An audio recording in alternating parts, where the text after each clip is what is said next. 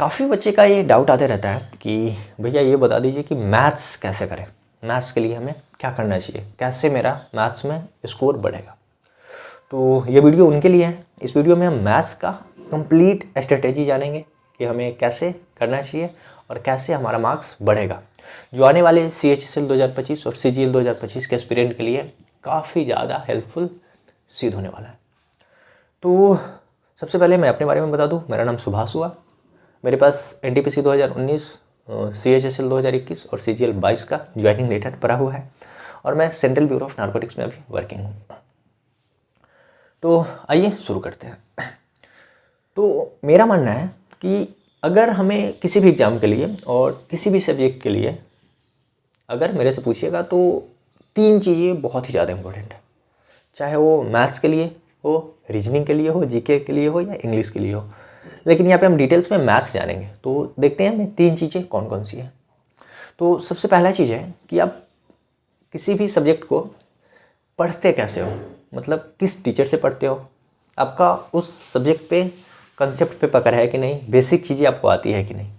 अब यहाँ पे कई तरह के बच्चे होते हैं, कुछ IITian भी होते हैं, क्योंकि मेरे पास कुछ मैसेज आया है जो IIT से है और अभी CGL इस बार जिनका CGL 24 में सिलेक्शन हुआ है, तो वैसे बच्चे से भी मैंने, तो कुछ IIT से है, कुछ NIT से होते हैं और कुछ नॉर्मल आर्ट्स वाले भी होते हैं। तो यहाँ IIT वाले को तो पढ़ने की ज़रूरत नहीं है, वो तो डायरेक्ट दूसरा पॉइंट पे चला जाएगा। लेकिन पहला पॉइंट हम वैसे बच्चे के लिए बता रहे हैं जो मैथ्स में थोड़ा वीक है। तो पहला पॉइंट ध्यान से सुनिएगा, आपको क्या करना है कि किसी अच्छे टीचर से पढ़ना है।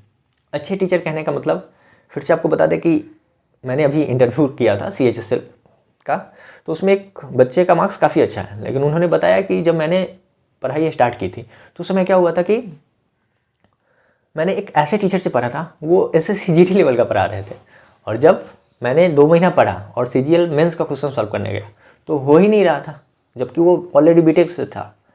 तो फिर उन्हें समझ में आया कि नहीं, मैं तो ये जो पढ़ रहा हूँ मेरा लेवल उस तरह का नहीं है और उस लेवल का हमें पढ़ाया नहीं जा रहा। तो शुरू में आपको क्या करना है, किसी अच्छे टीचर को पकड़ना है।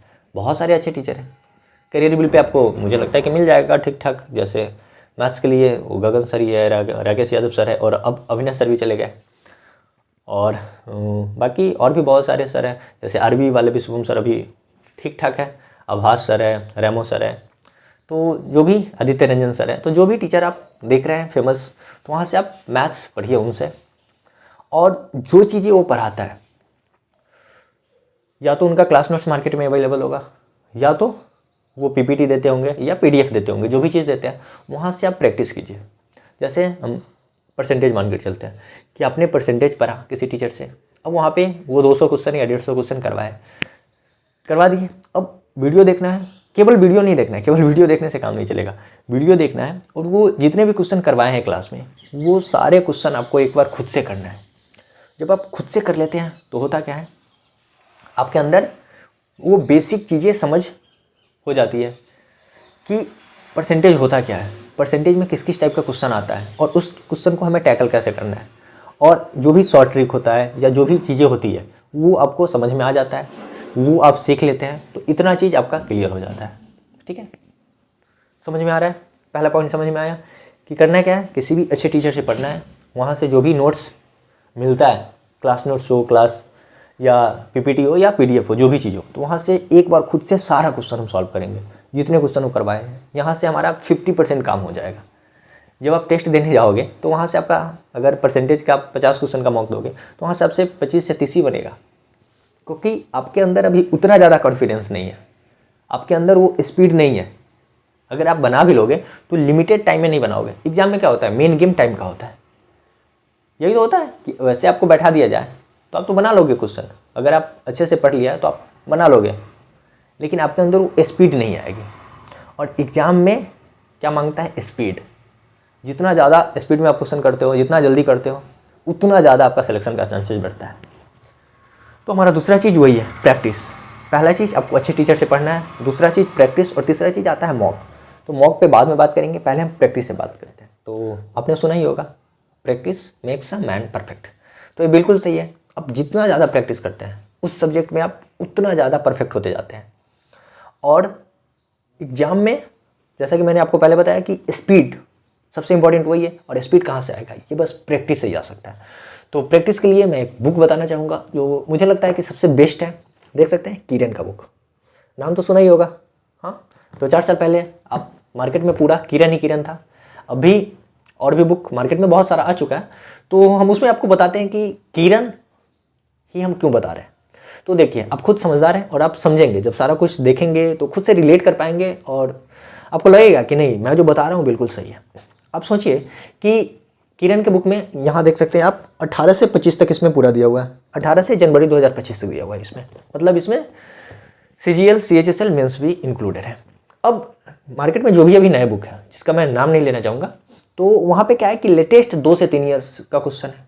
मतलब अगर उसका 2025 एडिशन लेते हैं तो उसमें 2022, 23, 24 यही मिलेगा मैक्सिमम 3 ईयर का। अब आप खुद बताइए कि जो क्वेश्चन 2018 में आ चुका है, CGL में हो या CHSL में हो, जो टाइप 19-20 में आ चुका है, तो क्या वो टाइप 2025 में नहीं आ सकता, 2026 में नहीं आ सकता? तो आप कहेंगे कि हाँ, आ सकता है। मतलब जो क्वेश्चन या जो टाइप, अगर कोई टाइप 2020 के मेंस में आ गया, जो टाइप 2021 के मेंस में आ गया, वो क्योंकि पहले भी TCS ही क्वेश्चन बनाती थी और अभी भी TCS ही बना रही है, तो वो टाइप 2025 में भी आ सकता है, 26-27 में भी आ सकता है। तो ये चीज़ें हम इग्नोर नहीं कर सकते हैं। और अगर आप एक टाइप भी मिस कर जाते हैं और वो क्वेश्चन एग्जाम में आपसे नहीं होता है, तो आप समझ रहे हैं ना कि एक क्वेश्चन से आप कितना पीछे हो सकते हैं। यहाँ जब आपने खुद देखा है कि CGL 2024 में जब रिजल्ट आया है तो 0.23 के आसपास यही हुआ है ना कि कटअप जब दोबारा रिजल्ट आया तो 0.23 के आसपास कटअप घटा है और उसी में लगभग 200-300 बच्चे आ गए। तो समझ रहे हैं ना कि एक क्वेश्चन गलत हुआ 4 नंबर, तो कितना इफेक्ट डाल सकता है। तो हमारा टारगेट होना चाहिए कि हम एक एक क्वेश्चन से गो थ्रू करें, एक एक टाइप को देखते हुए जाए और एक एक चैप्टर को, हम किसी चीज़ को ना छोड़ें, प्रत्येक चैप्टर को देखें और प्रत्येक चैप्टर में जितने भी टाइप्स हैं सबको देखें और हर एक क्वेश्चन से गो थ्रू करें। और जो भी चीज़ें इंपॉर्टेंट हो उसको बहुत अच्छे से करें और जो इंपॉर्टेंट ना हो उसको थोड़ा इग्नोर कर सकते हैं। इग्नोर नहीं करना है, मतलब उसको थोड़ा, मतलब उस पर कम प्रैक्टिस करते हैं और जो ज़्यादा इंपॉर्टेंट है उस पर ज़्यादा प्रैक्टिस। अब हमें ये कैसे पता चलेगा कि कौन सा चैप्टर ज़्यादा इंपॉर्टेंट है, कौन सा कम? तो इसके लिए आप देख सकते हैं यहाँ सब कुछ दिया हुआ है। हम आपको यहाँ दिखा देंगे कि देखिए यहाँ पे चार्ट देखिए, यहाँ पे सारा कुछ दिया हुआ है, किस चैप्टर का वेटेज किस एग्जाम में कितना रहा है। और केवल चैप्टर वाइज नहीं है, टाइप वाइज है। जैसे हम यहाँ पे कोई एक टाइप ले लेते हैं, जैसे क्या ले लें, ज्योमेट्री ले लेते हैं। यहाँ ज्योमेट्री दिया हुआ है यहाँ। अब देखिए ज्योमेट्री में क्या है कि इसमें टोटल कितने टाइप है, टोटल यहाँ पे 7 टाइप दिए हुआ है, ये 7 टाइप में डिवाइड किया हुआ है। अब दिया है कि जो नहीं 8 है टोटल, बोला है कि टाइप 1 है वो 3% एग्जाम में आया है, टाइप 2 है ये 44% आया है, और टाइप 5 है वो 5% आया है, टाइप 7 36% आया है, और टाइप 8 इसका मात्र 1% आया है। तो हमारा ज़्यादा एनर्जी किस पे वेस्ट करेंगे? ऐसा तो नहीं है कि आप टाइप 8 पे ज़्यादा फोकस कर रहे हो, ज़्यादा मेहनत कर रहे हो, और टाइप 8 आया कितना है, मात्र 1% उसका वेटेज है। मतलब अगर ये तो आप समझ ही गए होंगे कि अगर ज्योमेट्री आता है तो उसमें 100 क्वेश्चन आता है तो एक क्वेश्चन ही टाइप 8 से आया है, और ज़्यादा किससे आया है, टाइप 2 से 44% आया है। मतलब आप टाइप 2 पे ज़्यादा फोकस करेंगे। तो ये सब कहाँ दिया है, बुक में सारा कुछ दिया हुआ है। तो आप इस बुक की मदद से ये जान सकते हैं कि कौन सा चैप्टर इंपॉर्टेंट है, और ये भी जान सकते हैं कि किस चैप्टर का कौन सा टाइप इंपॉर्टेंट है, और उस टाइप पे ज़्यादा फोकस करेंगे। ठीक है, तो 2 फायदा बताया।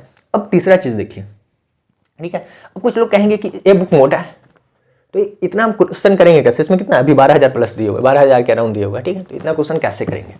तो मैंने अभी भी आपको बताया कि करना क्या है, हर एक टाइप को देखते हुए जाना है, हर एक चैप्टर को देखते हुए जाना है। अब मान के चलिए आपने टाइम एंड वर्क निकाला, हाँ, टाइम एंड वर्क के टाइप 2 में गए, हाँ, टाइप 2 में मान के चलिए 50 क्वेश्चन दिया है, तो आपको करना क्या है, 50 का 50 क्वेश्चन बनाना है? नहीं, पूरा नहीं बनाना है। पहला क्वेश्चन हम उसमें देखें तो उसको हम बना लेंगे, जब हम दूसरा क्वेश्चन देखेंगे तो लगेगा कि ये तो सेम टू सेम पहले जैसा ही है और इसमें बस डाटा चेंज है, तो उसको हम छोड़ सकते हैं। फिर क्वेश्चन नंबर 3 देखें, उसको भी देखें कि ये भी तो सेम ही है, उसको भी छोड़ सकते हैं। चौथा देखें कि इसमें डाटा थोड़ा अलग है, तो उसको हम कर लेंगे, भले टाइप सेम हो लेकिन डाटा थोड़ा अलग हो तो उसको कर लेंगे। होता क्या है देखिए, जैसे हम SICI की बात करते हैं, SICI में एक ही टाइप का क्वेश्चन है, अगर वहाँ पे डाटा रेशियो में देता है तो उसको सॉल्व करने का तरीका कोई और है। अगर नॉर्मल परसेंटेज दिया 10%, 20%, 30%, तो उसको हम अलग तरीके से करते हैं। और अगर यहीं पे परसेंटेज हार्ड दे दिया, 37.5% दे दिया, 62% दे दिया, तो इसको अलग तरीके से करते हैं। तो जब डाटा का भी खेल होता है, हाँ, जितना अगर डाटा अलग कर दिया तो क्वेश्चन का समझिए कि टाइप ही बदल गया, उसको हम अलग तरीके से सॉल्व करेंगे। तो यहाँ पे सारा क्वेश्चन दिया हुआ है, तो देखिए और लगता है कि ये दोनों सेम है तो एक को छोड़ सकते हैं, लेकिन देखना सबको है। हाँ, हमारे नज़र से सारा क्वेश्चन जाना चाहिए ताकि एग्जाम में आए तो डायरेक्ट अटैक करे कि इस टाइप का क्वेश्चन मैंने वहाँ किया था और इसको ऐसे किया था, जब इस तरह का डाटा हो तो उसको ऐसे करना है। और यहाँ पे सॉल्यूशन भी अच्छे तरीके से दिया है, 2 सॉल्यूशन है, एक बेसिक मेथड है और एक आपका ऑप्शनल मेथड है।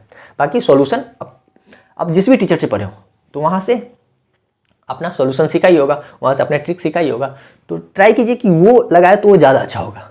बुक का भी सॉल्यूशन बढ़िया है, ये नहीं बोल रहे कि नहीं।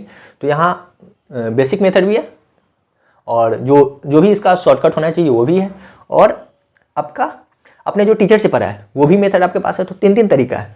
तो जब जितने तरीका से आप सीख लेते हो तो एग्जाम में क्या होता है कि जो आपको सबसे बेस्ट लगे, मतलब एग्जाम में ट्राई नहीं करना है, मतलब जब आप मॉक देते हो तो वहाँ पे ट्राई करो, जब आप क्वेश्चन सॉल्व करते हो तो वहाँ पे ट्राई करो कि कौन सा तरीका अच्छा है, जो मेरे सर पढ़ाए हैं वो अच्छा है, या बुक में जो बेसिक मेथड है वो अच्छा है, या जो शॉर्टकट ट्रिक है वो अच्छा है।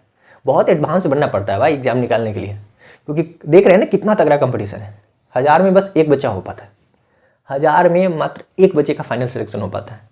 तो इसमें आपको बहुत एडवांस होना चाहिए, प्रत्येक क्वेश्चन का 2 से 3 तरीका पता होना चाहिए, और ये भी पता होना चाहिए कि कैसे, किस डाटा से, अगर क्वेश्चन सेट है तो कैसे उसको करें। बार बार हम ये चीज़ें बोल रहे हैं, ध्यान दीजिएगा, क्योंकि यही सब छोटी छोटी चीज़ें हैं जिस पे अगर आप काम करते हैं तो आप सिलेक्शन तक पहुंच जाते हैं, और यही सब अगर नहीं हो पाता है तो फिर बाहर।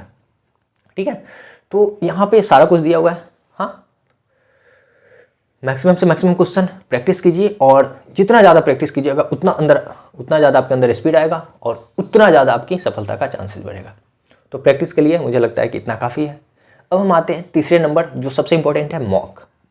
पहला नंबर किसी अच्छे टीचर से पढ़ना है, दूसरा नंबर खूब प्रैक्टिस करना, और तीसरा नंबर खूब मॉक देना है। ठीक है।